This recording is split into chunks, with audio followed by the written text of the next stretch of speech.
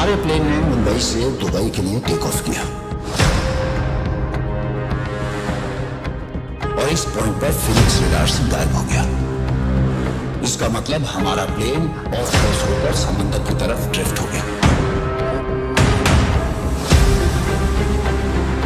मतलब अब परेशानी हमारे काबू से दूर है।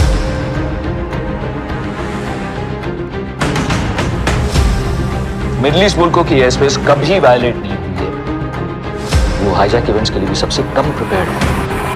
Hijack! Hijack! Hijack! Hijack! Hijack! Hijack! इस वक्त थ्रेट हाईजैकर्स नहीं बल्कि आप हैं। अब अगर आपकी एक बात भी सुनी तो हॉस्टेजेस की जान जाएगी।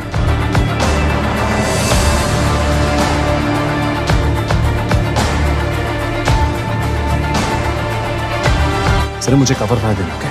ऊपर जाओ, मेरे सिग्नल का वेट करो। सिग्नल मिलते ही शूट करना।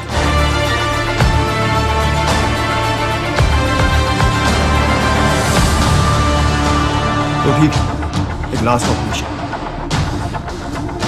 साथ में पहले की तरह।